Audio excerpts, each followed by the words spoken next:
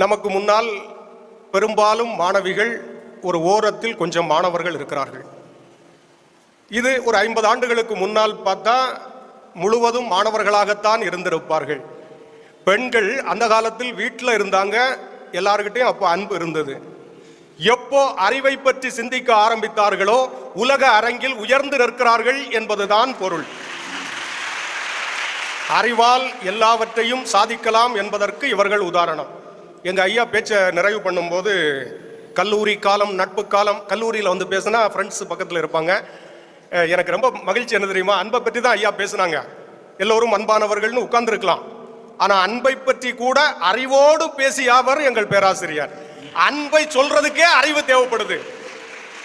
கூட கூட கொஞ்சம் அட்வைஸ் எல்லாம் பண்ணாங்க தெரியுமா, அது அறிவோட தான் அட்வைஸ் பண்ணாங்க.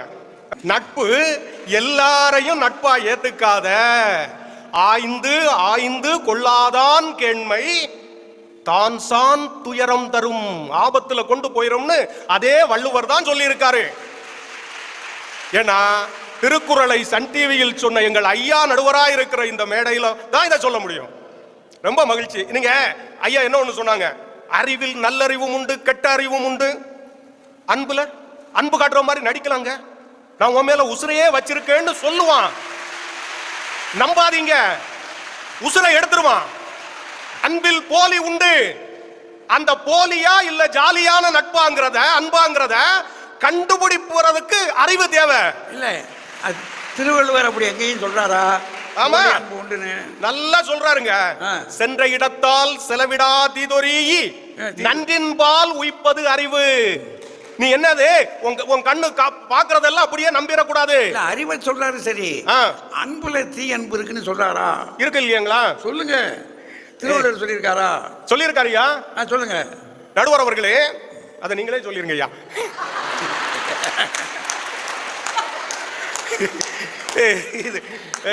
ஏன்னா அவர் சொல்லியிருக்கிறத வச்சு தான் நம்ம சொல்ல முடியும்.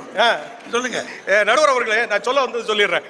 நீங்க என்னன்னா, நம்ம கவனம் முழுக்க எதையும் மேக்கப் பண்ணிட்டு வர்றது, பாக்குறத பார்த்தெல்லாம் நம்பிடக்கூடாது. கண் பாக்குறதெல்லாம் நம்பிடக்கூடாதுங்க. கவன சிதறல் இல்லாம எது நல்லதுங்கிறத யோசிச்சு நாம அன்பு செலுத்தணும்ங்கிறத ரொம்ப அழகா அறிவு சொல்லி இருக்கு. சென்ற இடத்தால் செலவிடா தீதொரி, நன்றின்பால் உய்ப்பது அறிவு. நல்லதை தேர்ந்தெடுக்கணுங்கிறத சொல்லி இருக்குங்க. என்ன ஒண்ணு சொன்னாங்க ஐயா, இறைவன் அன்பு வடிவமானவன் சொன்னாங்கல்ல. எல்லாரும் இறைவன் அன்பு வடிவானவன் தான் சொன்னாங்க. ஆனா எங்கள் திருவள்ளுவர் மட்டும்தான் இறைவன் அறிவு வடிவமானவன் சொன்னார். கற்றதனால் ஆயபயன் என்கொல் பாலறிவன் நற்றாள் தொழார் எனின். அப்படின்னா பாலறிவன்ங்கிறது அறிவை குறிப்பது, கடவுள் அறிவு வடிவமானவன் வள்ளுவரே சொல்லி இருக்கிறார். சரிதான ஐயா? நீங்க இதெல்லாம் சொன்னாரு. அன்பு தீ அன்புன்னு சொல்லி இல்ல, நானும் தெரிஞ்சுக்கணும்ல. அதை அடுத்து வர்ற பேராசிரியர் சொல்லுவாங்க ஐயா. நடுவர் அவர்களே, என்ன ஒண்ணு ஐயா ஐயா சொன்னாங்க, இல்லறத்துல வந்து அன்பும் அறனும் உடைத்தாயின் இல்வாழ்க்கை, பண்பும் பயனும் அது. அந்த அன்பான இல்லறத்தை தேர்ந்தெடுக்கிறதுக்கு கொஞ்சம் அறிவு தேவை இருக்கு. வீட்டுல சமாளிக்கிறதுக்கு அறிவு தேவை இருக்கு. ஐயா, எனக்கு கல்யாணம் ஆகி 25 வருஷம் ஆகுது ஐயா. சொல்லுங்க சொல்லுங்க. சில இடங்கள்ல பொய் சொல்ல வேண்டிய இடத்துல பொய் சொன்னா மட்டும்தான் வாழ்க்கையில சந்தோஷமா இருக்க முடியும். ஆக இப்ப நீங்க பொய் சொல்றீங்கன்ற அர்த்தம். பொய்மையும் வாய்மை இடத்தைங்கிறதுக்கு இருக்குல்ல, அது சரியா இல்லற வாழ்க்கைக்கு தான் பொருந்தும். இல்லற வாழ்க்கைக்கு தான் சில நேரம் நல்லா இருக்கனான்னு கேட்பாங்க, நல்லா இல்லாம இருந்தாலும் நல்லா இருக்குன்னு சொல்லணும். இல்ல இல்ல, காதலன் காதலியே வர்ணிக்கிறது கொஞ்சம் பொய்யா இருக்கும். பொய், எல்லாமே பொய் தான். எல்லாமே பொய் தான். நமக்கு பேரழகின்னு சிலர் சொல்லுவாங்க, ஆனா நமக்கு பாக்குறதுக்கு அட பாவி இதையாடா பார்த்தா அப்படி தோணும்ல. இல்லைங்கன்னா ஐயா தான் சொல்லும் போது சொன்னாங்க, இது சில விஷயங்களை நீங்களா தேர்ந்தெடுக்காதீங்க, பெற்றோர்களிடம் விட்டு விடுங்கள்னு சொன்னாங்கல்ல. இது அன்பா அறிவா? அறிவு தானங்க, பெற்றோர்கள் பாத்துக்குவாங்க. அடுத்தது என்ன சொன்னாங்க, மனிதன் 18 வயசு வரை தாயும் தந்தையும் அன்போடு பாதுகாக்கிறாங்கன்னு சொன்னாங்கல்ல. 18 வயசு வரை அப்பா அம்மா பக்கத்துல. நான் கேட்கிறேன், 18 வயசு வரைக்கும் அப்பா அம்மா மடியிலேயே உட்கார்ந்துருந்தா என்ன ஆகும்? சரியா 3 வயசுலயே தரதரன்னு இழுத்துட்டு போய் ப்ரீகேஜில சேர்த்துறாங்கல்ல. ப்ரீகேஜி எல்கேஜி பள்ளிக்கூடத்துக்கு என் பிள்ளை அழுதா வைக்கிறது இல்ல, எப்படியாவது கொண்டு போய். அப்படின்னா என்ன அர்த்தம் தெரியுமா? அறிவை பெறுவதற்கு கூட அன்பை இழக்க வேண்டிய சூழல் நமக்கு இருக்குது. ஏன்னா தன் பிள்ளை மேடையில வந்து ஜெயிக்கணும், அறிவால் ஜெயிக்கணும், உலக அரங்கில் ஜெயிக்கணும். தம்மின் தம்மக்கள் அறிவுடைமை, மாநிலத்து மண்ணுயிர்க்கு எல்லாம் இனிது. தன்னை விட தன் பிள்ளை அறிவால் ஜெயிக்கிறாங்கிறத பார்க்கும்போது அப்பாவும் அம்மாவும் பெருமைப்படுவாங்க. அங்கதான் இருக்கே தவிர, அதான் ஐயா தொடங்கும் போதே சொன்னாங்க, உங்களை எல்லாம் பார்த்து பெரியவர்களேன்னு சொன்னாங்க. இது ஒரு புத்திசாலித்தனம். பெரியவர்களேன்னு சொன்னா நீங்க கை தட்டுவீங்கல்ல, இது ஒரு புத்திசாலித்தனம். நீங்க காதலும் அன்புதான் இல்ல, சில நேரம் வம்பு. அது காதல்ல வந்து இப்ப நிறைய காதல் இருக்குங்க, நிறைய காதல் இருக்கு. பார்த்த உடனே காதல், பார்க்காமலே காதல், ஒருதலை காதல். பெரும்பாலும் இப்ப வர்றது தருதலை காதல் தான். நான் பேருந்துல வந்துகிட்டு இருந்தேன், ஒரு பையனும் பொண்ணும் பேசிக்கிட்டு இருந்தாங்க. இளம் வயசு பிள்ளைகள் பேசினா என்னன்னு கேட்கறது வழக்கம், என்ன பேசுறாங்கன்னு கேட்கறது. ஆமா, அந்த பையனை பார்த்து அந்த பொண்ணு சொல்லுது, நம்ம காதலிக்கிறது எங்க வீட்டுல எல்லாருக்கும் தெரிஞ்சு போச்சுன்னு. உடனே அந்த பையன் பதட்டத்துல, உன் தங்கச்சிக்கும் தெரிஞ்சிருச்சான்னு கேட்டான். அப்ப வேற ஏதோ விஷயம் இது காதல், அதுதானே விஷயம். இப்ப நமக்கு என்ன ஆகுது தெரியுமா? சில விஷயங்கள்ல தெரிஞ்சுக்கிறதுக்கே அறிவு தேவை. நீங்க Facebookல இருக்கிறீங்க, இன்ஸ்டாவில் இருக்கிறீங்க, நிறைய இருக்கீங்க, ஃப்ரெண்ட் ரிக்வெஸ்ட் கொடுப்பாங்க, எல்லாரையும் அக்செப்ட் பண்ணக்கூடாது. ஃபேக் ஐடி இருக்கும், அது சரிதானாங்கிறத புரிஞ்சுக்கிறதுக்கே நமக்கு தேவைங்க. இப்ப அதுல வீடியோஸ் வரும், சில ரீல்ஸ் வரும், என்ன பண்றானே நமக்கு தெரியல. யார் சொன்னாலும் அது சரிதானாங்கிறத புரிஞ்சுக்கணும். எப்பொருள் யார் யார்வாய் கேட்பினும் அப்பொருள் மெய்ப்பொருள் காண்பது அறிவு. எனக்கு ரொம்ப மகிழ்ச்சி என்னன்னா, இந்த திருக்குறளை எல்லாரும் சொல்றீங்கிற போது அதானங்க உலக பொதுமறை. வள்ளுவன் தன்னை உலகினுக்கே தந்து வான்புகள் கொண்ட தமிழ்நாடு. அதனால தான் முக்கடல் சங்கமிக்கிற இடத்துல கம்பீரமாக திருவள்ளுவர் நிற்கிறார். ஒரு ஆச்சரியம் தெரியுமா? சுனாமி வரும்போது கடற்கரையில் இருந்த எல்லாத்தையும் அழிச்சது, ஆனால் எங்கள் திருவள்ளுவரை அசைக்க முடியவில்லை என்பதுதான் வள்ளுவனின் சிறப்பு. நீங்க ஒரு விஷயத்தோட நிறைவு பண்றீங்க, இது என்ன ஆகும்னா, அறிவு எல்லா வகையிலையும் நமக்கு எச்சரிக்கை பண்ணும். ஒரு திருக்குறள் இருக்கு. இப்ப தமிழ்நாட்டில் பேரறிஞர் அண்ணா முதல்வராக இருக்கும் போதுதான் பேருந்துகள்ல திருக்குறள் எழுதுற வழக்கத்தை கொண்டு வந்தாங்க. அவங்க எழுதின திருக்குறள் என்னன்னா, யாகாவார் ஆயினும் நாகாக்க காவாக்கால் சோகாப்பர் சொல்லிழுக்கப்பட்டு. இந்த திருக்குறளை எழுதணும்னு ஒருத்தர் கேட்டாரு, இந்த திருக்குறள் நான் காக்கணும்னு சொல்றாங்களே, இது டிரைவருக்கா இல்ல கண்டக்டருக்கா, பேருந்துல பயணம் செய்யற மக்களுக்கான்னு. பேரறிஞர் அண்ணா புத்திசாலித்தனமா ஒரு பதில் சொன்னார். இப்ப டிரைவருக்கேன்னு சொன்னா கண்டக்டர் கோவிச்சுக்குவாரு, மக்களுக்கேன்னு சொன்னா மக்கள் கொந்தளிச்சுவாங்க. பொதுவா சொன்னார், நாக்கு இருக்கிற எல்லாருக்கும் இந்த குறள் பொருந்தும்னு சொன்னார். அதுதான் திருக்குறளினுடைய சிறப்பு. அறிவுடையார் எல்லாம் உடையார், அறிவிலார் என்னுடையரேனும் இரல். அறிவு இருப்பவர்களுக்கு எல்லாம் கிடைக்கும், அறிவு இல்லாதவர் எவ்வளவு பெரிய செல்வம் வச்சிருந்தாலும் அதில் பயனில்லை. இதுதான் திருவள்ளுவர் சொல்வது. வாய்ப்புக்கு நன்றி, வணக்கம். நடுவர் அவர்களே, எனக்கு முன்னால் பேசிய அறிவாளி ஆசிரியர் ராஜ்குமார் சார் அவர்கள் ரொம்ப அருமையா பேசினார். ஆனா ஒரு விஷயம் என்ன தெரியுமா? ஆனா எதுக்கு நேரடியா சொல்லுங்க, கிண்டல் பண்ணாதீங்க. நடுவர் அவர்களே, உண்மையை எப்போதுமே மறைக்க முடியாதுங்க, உண்மையை யாராலையும் மறைக்க முடியாது. அவர் பேசும்போது அப்படியே ஒரு பொறாமத்தி பொசுங்கி வெளியே வந்தது, கவனிச்சிங்களா? அப்படியே பொறுமை தவிக்கிறாரு. ஒருதலை காதல் மட்டுமல்ல, இப்போது தருதலை காதலும் இருக்கிறது. ஐயா எங்கேயோ காதல்ல கடுமையா பாதிக்கப்பட்டிருக்கிறார் நினைக்கிறேன். இந்த வடிவேல் ஒரு படத்துல சொல்லுவாங்க, ஒருதலை காதலா இல்ல தருதலை காதலா, அங்கதான் கேட்கணும். எங்கேயோ பாதிக்கப்பட்டிருக்கிறாரு. எந்த பொண்ணும் அவரோட அன்பை ஏத்துக்கல, அதனால தான் அன்பு மேல இவ்வளவு ஆவேசமா வந்து பேசிட்டு போயிருக்காரு. நடுவர் அவர்களே, என்ன பேச்சு அவர் பேசிட்டு போயிருக்கிறாரு? அன்புல தீய அன்பு இருக்கான்.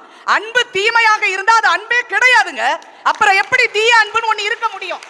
அறிவுல நல்லறிவு தீய அறிவு இருக்கலாம், அன்புல நல்லது மட்டும்தானே இருக்க முடியும். ஆனா அவருடைய கண்டுபிடிப்பை பார்த்தா எனக்கு ஐன்ஸ்டீனுக்கு அடுத்தபடியா ராஜ்குமார விஞ்ஞானி ஆக்கிடலாம் அப்படின்னே தோணுது. பெற்றோர்கள் 3 வயசுலயே பிள்ளைகளை கொண்டு பள்ளிக்கூடத்துல விடுறதுக்கு காரணம் என்னமா? அறிவு மட்டும்தானா? அப்ப மத்தியானத்துக்கு மேல பிள்ளைகள் வீட்டுக்கே வர வேண்டாம், பள்ளிக்கூடத்துல இருந்துடலாம், அப்படியா? இல்லங்க, குழந்தை அழ அழ கொண்டு போய் விடுறாங்கன்னா தான் பிள்ளை நல்லா இருக்கணும்னு நினைக்கிறது காரணம். ஆனா அதற்கு அடிப்படையில் இருக்கக்கூடியது ஒரு பெற்றோர்களின் அன்பு என்பதை தயவு செய்து மறந்துடாதீங்க. இப்ப நம்ம கல்லூரியில இவ்வளவு பிள்ளைங்க படித்துக் கொண்டிருக்கிறார்கள். இந்த குழந்தைங்க அப்பா கையை பிடிச்சு விளையாடிக்கிட்டு இருக்கு. ஒரு பொண்ணு, அவர் ஒரு கூலி தொழிலாளி, கையெல்லாம் காய்ச்சி போய் இருக்கு. பிள்ளை விளையாடிக்கிட்டே இருந்த அப்பா கையை பார்த்து கேட்டது, ஏப்பா உங்க கையெல்லாம் காய்ச்சி போய் இருக்கு? கேட்ட உடனே அப்பா சொன்னாரு, உன் வாழ்க்கை பூ பூவா பூக்குறதுக்கு தாம்மா அப்பா கை காய்ச்சி போய் இருக்குன்னு சொன்னா. அதுக்கு காரணம் அறிவா அன்பா? அதைத்தான் நாங்க கேட்கிறோம். நடுவர் அவர்களே, அன்பு தாங்க எல்லாவற்றிற்குமே அடிப்படையாக இருக்கிறதுங்கிறத மறந்துடக்கூடாது. அவர் அற்புதமா சொல்றாரு, நீங்கள் அத்தனை பேரும் அறிவில் சிறந்து விளங்குவதற்கு தானே இந்த கல்லூரிக்கு படிக்க வந்திருக்கிறீர்கள். வந்திருக்கிறோம் சரி, ஆனால் பக்கத்தில் இருக்கிற நண்பர்களின் அன்பு, பேராசிரியர்களின் அக்கறையான அன்பு, முதல்வரின் வழிகாட்டுதல் அன்பு, இதையெல்லாம் இல்லாம ஒரு நாள் கூட இந்த வளாகத்துக்குள்ள இருக்க முடியாதுங்கிறது தான் உண்மை. அதற்கு அடிப்படையானது அன்புங்கிறத தான் திருவள்ளுவர் வலியுறுத்தி இருக்கிறார். அதுல அருமையா எங்க பேராசிரியர் தலைவர் அழகா சொன்னார்ல, அன்புங்கிறது அன்புடைமையில மட்டும் வள்ளுவர் சொல்லல, பரவலா சொல்லிக்கிட்டே போறாரு. அன்பினுடைய பெருமை எப்படிப்பட்டது என்பதை திருவள்ளுவர் பரவலா சொல்றாரு. இல்வாழ்க்கையில் அன்பும் அறனும் வேண்டும். வாழ்க்கை துணை நலம் அன்போட இருந்தா தான் வாழ்க்கை நல்லா இருக்கும். வெறும் அறிவு மட்டும் இருந்ததுன்னு வைங்களேன், கணவன் மனைவிக்கு இடையில மகிழ்ச்சி இருக்குமா? யார் பெரியவங்கன்னு போட்டி தான் இருக்கும், ஈகோ வந்துடும். விட்டு கொடுக்க தயாராக இருந்தாதாங்க வாழ்க்கை மகிழ்ச்சியா இருக்கும். அந்த விட்டு கொடுப்பதற்கு அன்பு இருந்தாதான் முடியும், இல்லீங்களா? இப்ப நாங்களே வீட்டுல, நானும் பெரிய அறிவாளி, எங்க வீட்டுக்காரரும் பெரிய பட்டம் வாங்கினவர், ரெண்டு பேர் பேசிக்கிட்டு இருக்கல, சின்னதா ஒரு சண்டை வந்துருச்சுன்னு வைங்க, இப்ப நான் உடனே சொல்வேன், இந்த பாருங்க கொஞ்சம் கூட நன்றி இல்லாம பேசாதீங்க, உங்களை பார்க்காமலேயே கல்யாணத்துக்கு சம்மதிச்ச தியாகி நான். உடனே எப்படியாவது வீட்டை விட்டு ஓடி போயிடலாம்னு அறிவோட சொல்றதா நினைச்சு சொன்னேன். உடனே எங்க வீட்டுக்காரரு, ஒன்னவு பார்த்தும் கல்யாணத்துக்கு சம்மதிச்சேன்னா நான் எவ்வளவு பெரிய தியாகி. இந்த பாருங்க, உலகம் முழுசு தேடினாலும் என்ன மாதிரி ஒரு பொண்ணு கிடைக்காது. அவர் சொல்றாரு, எனக்கு என்ன பைத்தியமா பிடிச்சிருக்கு ஒன்ன மாதிரி இன்னொருத்தியை தேடுறதுக்குன்னு. இப்ப அறிவு மட்டுமே இருந்ததுன்னா மாத்தி மாத்தி இப்படியே தான் பேசிக்கிட்டு இருப்போம். அன்பு இருந்தா சரண்டர், ஆமாங்க நீங்க என்ன சொன்னாலும் சரி என்று விட்டு கொடுத்து தோற்று போக தயாராக இருக்கிற இடத்துலதான் இல்லறம் ஜெயிக்குமே தவிர, அறிவு இருந்தா பட்டிமன்றம் நடத்திக்கிட்டு இருப்போம் வீட்டுக்குள்ள, இல்லையா? அப்ப அன்பு தாங்க வள்ளுவர் சொல்லக்கூடியது. அதற்கு தொடர்ந்து வருகிற மக்கட்பேராக இருக்கட்டும், எல்லாத்துக்குமே அடிப்படை அன்பு என்பதைத்தான் திருவள்ளுவர் கடுமையாக வலியுறுத்திக்கிட்டு போறார். நடுவர் அவர்களே, இந்த மண் மிக புனிதமான மண். ஏன் தெரியுமா? நம்முடைய குடியரசுத் தலைவர்களில் எல்லார் மனதிலும் ஆழமாக இருக்கக்கூடிய அப்துல் கலாம் ஐயா பாதம் பட்ட புனித மண் இந்த கல்லூரி, இல்லையா? எத்தனை குடியரசுத் தலைவர்கள் இருக்கட்டும், எத்தனை பேர் இருக்கட்டும், ஆனா நம் மனதில் நினைக்கக்கூடியவர் என்றால் உடனே வந்து நிற்கக்கூடியவர் அப்துல் கலாம். ஏன் தெரியுமா? அவர் பெரிய விஞ்ஞானி, அவர் செயற்கைக்குள் அனுப்பியவர். அதெல்லாம் காரணம் இல்ல, கடைநிலையில் இருக்கக்கூடிய ஊழியர்களில் இருந்து சிறு குழந்தைகள் வரைக்கும் அன்போடு வாஞ்சையோடு பேசக்கூடிய அன்புருவான தலைவருங்க. அதனால தானே அவரை எல்லாரும் மறக்காம இருக்கிறோம். இன்னைக்கு ஊர்ல யாராவது ஒரு பெரியவங்க, யாரோ ஒரு அரசியல்வாதியோ யாரோ ஒருத்தர் இதாயிட்டாங்கன்னா உடனே பக்கத்துல இருக்க கடையை பூரா உடைப்பாங்க, கடையை சாத்துன்னு அடிப்பாங்க. ஆனால் அப்துல் கலாம் ஐயா அவர்கள் அமரரான போது யாரும் சொல்லவில்லை, அத்தனை பேரும் கடையடைத்து தங்களுடைய பட்டி தொட்டி எங்கும் தட்டி போடு வைத்து அஞ்சலி செலுத்தினார்கள் என்றால் அன்பிற்கும் உண்டோ அடைக்கும் தாழ், ஆர்வலர் புன்கணீர் பூசல் தரும் நாங்களே, அதுக்கு தாங்க அவர் அடையாளம். அதத்தான வள்ளுவர் சொல்றாரு, வையத்துள் வாழ்வாங்கு வாழ்பவர் வானுரையும் தெய்வத்துள் வைக்கப்படும் என்றால் அதற்கு இலக்கணமாக வாழ்ந்தவர் என்றால் அப்துல் கலாம் ஐயா தான், இல்லையா? அதை வள்ளுவர் அருமையாக வலியுறுத்தி இருக்கிறார். பெண்களை பற்றி பெருமையா சொன்னார், அறிவு இருந்தா தான் உலகத்துல முதல்ல இருக்க முடியும்னு. ஆனால் நம் மனதுல அறிவு அப்படின்னு சொல்றதை விட முதல் இடத்தில் இருக்கக்கூடிய பெண் அப்படின்னு நினைக்கும் போதே நம்ம மனசுல வரக்கூடிய ஒரு உருவம் யார் தெரியுமா? கரு உற்றால் ஒரு குழந்தைக்குத்தான் தாயாகி இருப்பாய், ஆனால் கருணை உற்றதால் உலகத்து குழந்தைகளுக்கெல்லாம் தாயானாரே அன்னை தெரசா, அவர்கள் தான் மனசுல வருவாங்க. அப்ப அருள் எனும் அன்பின் குளவி என்று வள்ளுவர் சொல்கிறார் என்றால் அன்புடைமை, அருளுடைமை, வாழ்க்கை துணை நலம், இல்வாழ்க்கை, மக்கட்பேறு எல்லாத்துக்கும் அடிப்படையாக இருக்கக்கூடியதாக அன்புங்கிற நூலை வைத்துத்தான் மற்ற அதிகாரங்களை பூ போல வைத்து கட்டிக்கொண்டே வருகிறார் திருவள்ளுவர் என்பதை நாம மறந்துவிடக் கூடாது. நடுவர் அவர்களே, ஒரு சில விஷயங்களை மட்டும் சொல்லி நிறைவு செஞ்சுறேன்.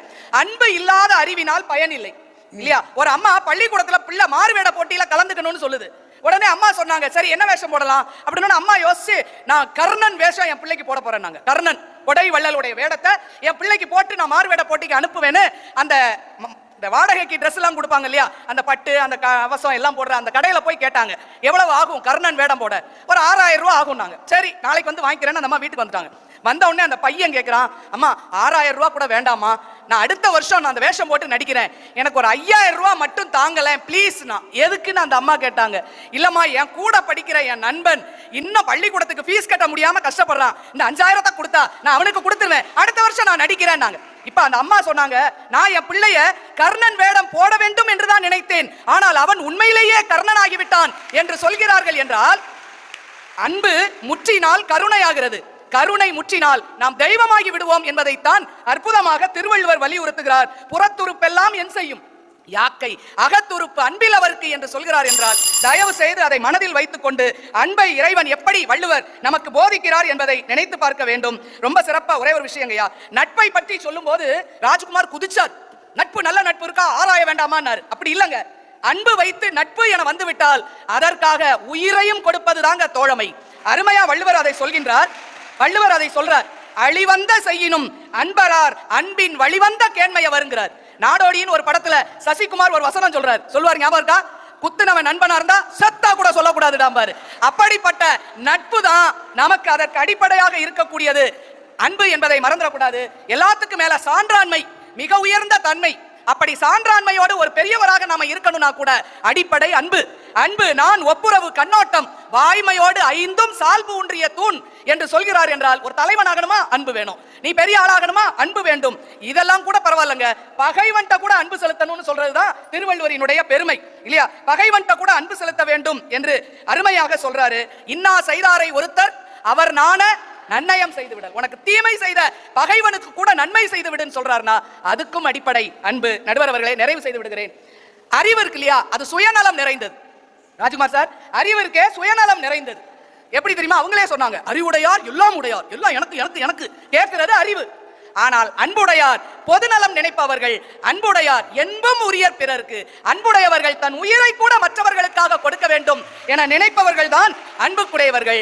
ஒரு வண்டி ஓடும் போது சத்தமா கேக்குதுன்னா அதுக்கு ஒரு கிரீஸ் போடுவோம், ஒரு எண்ணெய் போட்டா அது சத்தம் இல்லாம ஸ்மூத்தா ஓடும் இல்லையா. நம் வாழ்க்கை சக்கரம் சிறப்பாக சென்று பயணம் சிறக்க வேண்டும் என்றால் அன்பு என்ற கிரீஸ் தடவினால் தான் வாழ்க்கை சுகமாக இருக்கும். இதைத்தான் வள்ளுவர் அனைத்து அதிகாரங்களிலும் சொல்லிக் கொண்டு செல்கிறார் என்றால், மிக சிறப்பாக அறிவை விட அன்பே முக்கியத்துவம் பெற்றது என்பதுதான் வள்ளுவரின் வாக்காக இருக்கிறது என்பதை சொல்லி வாய்ப்புக்கு நன்றி பாராட்டி விடைபெறுகிறேன். நன்றி, வணக்கம். கர்ணன் வேஷத்துக்கு 6000 ரூபாய் வாடகையா, அது எங்கேன்னு எனக்கு தெரியல. சும்மா ஒரு கிரீடை வச்சு ஒரு மீசையை வரைஞ்சா கர்ணன் ஆயிடுவான். ஆனால் கற்பனையா கதை சொல்றவங்க என்ன வேணாலும் சொல்லுவாங்க. இந்த அம்மா சொன்னதுல பாதி கற்பனை கதை. ராஜ்குமாருக்கு ஒரு பள்ளியில நல்ல சொல்லி கொடுத்துட்டு இருக்கிறாரு. இவருக்கு இந்த தலைமுறை பிள்ளைங்க காதலிச்சா ஏன் வயிற்றுச்சல் வருது? வருமான்னு அவரால் அது முடியாதுன்னு அவருக்கு தெரியும். இப்போ ராஜாராமையாவும் காதலிக்காதீங்க, அப்பா அம்மா சொல்றதை கேளுங்க அப்படின்னு சொன்னாரு. அது வயிற்றுச்சல் சொன்னதா? உங்க அணியில சொன்னா அது வயிற்றுச்சல் இல்லை, எங்க அணியில சொன்னா வயிற்றுச்சல். அது பொறாமத்தி பொசுங்குதான். இந்த அம்மா தீயணைக்கு படையில இருந்து வந்திருக்காங்க.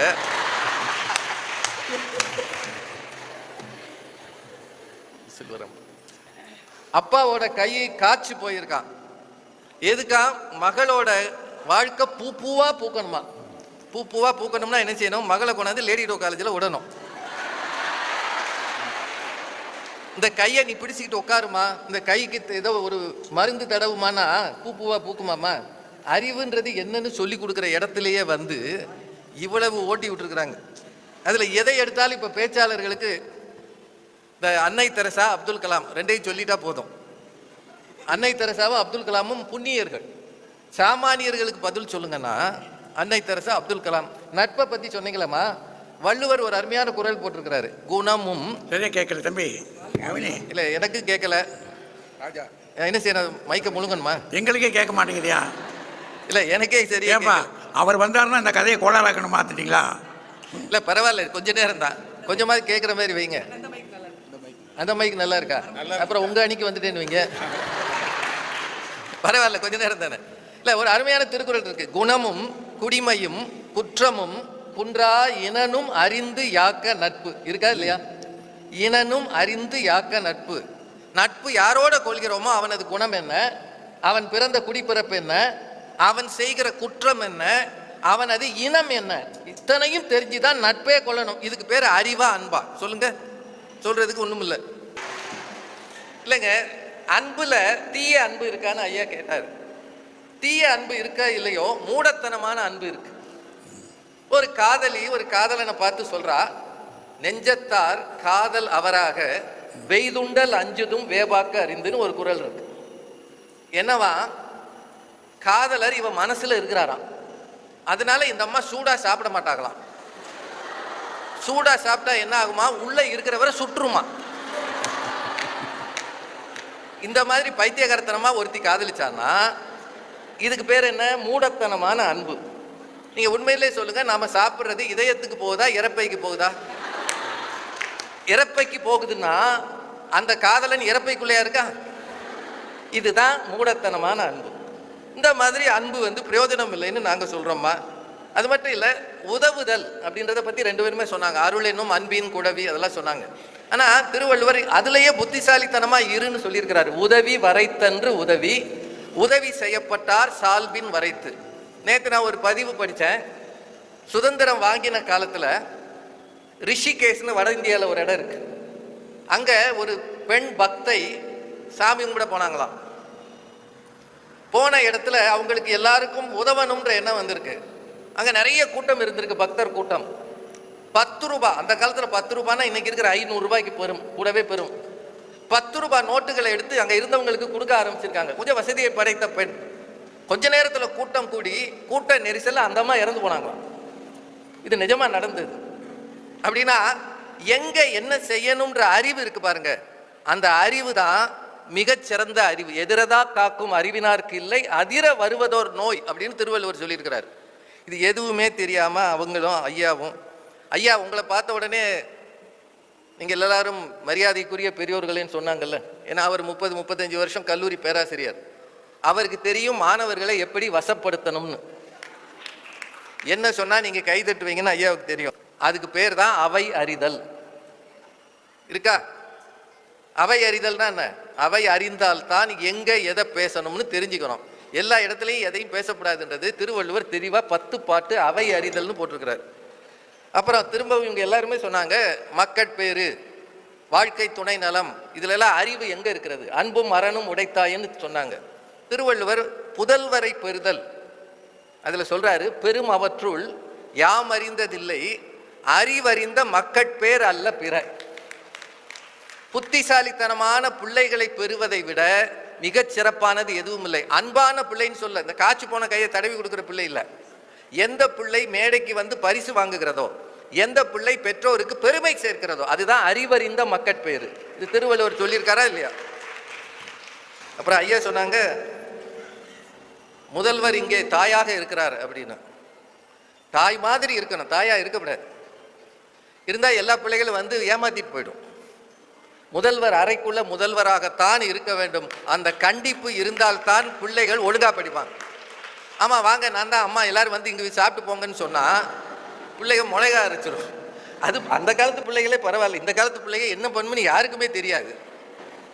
அப்புறம் காதலியை அன்பே என்று தானே சொல்லுகிறோம், அறிவே என்றா சொல்லுகிறோம். அறிவில்லாதவன் ஒருத்தன் போய் அன்பேன்னு சொன்னான்னா அறிவுள்ள எந்த பெண்ணும் அவனை திரும்பி பார்க்காது. கரெக்டா இல்லையா? அவன் எவ்வளவு புத்திசாலி. அதனாலதான் நம்ம ஊர்ல சொல்லுவாங்க, ஆண்களுக்கு காதல் கண்ணிலும் பெண்களுக்கு காதல் காது வழியும் வரும்.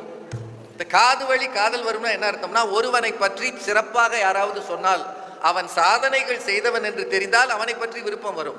அதனால கண்ணுல பார்க்கறது இல்ல காதல். அப்புறம் அன்பே கடவுள் அப்படின்னு சொன்னார். ஆனா பாரதியாரெல்லாம் ஐயா கோட் பண்ணாரு. பாரதியார் புதிய ஆத்திச்சூடிக்கு காப்பு செய்யுள் எழுதும்போது, ஆத்தி சூடி இளம்பிறை அணிந்து மோனத்திருக்கும் முழுவெண்மேனியான் கருநிறம் கொண்டு பார்க்கடல் மிசை கிடப்போன் மகமது நபிக்கு மறை அருள் புரிந்தோன் இயேசுவின் தந்தை என பல மதத்தினர் உருவகத்தாலே உணர்ந்து உணராது பல வகையாக பரவிடும் பரம்பொருள் ஒன்றே அதனியல் ஒளியுறும் அறிவாம்.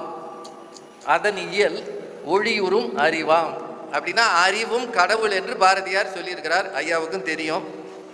மேலே என்ன சொல்றது? அப்புறம் யாரோ ஒரு பிச்சைக்காரன் கடவுளை பார்த்துட்டானா, அவருக்கு ஏதோ ரொட்டி கொடுத்தானா.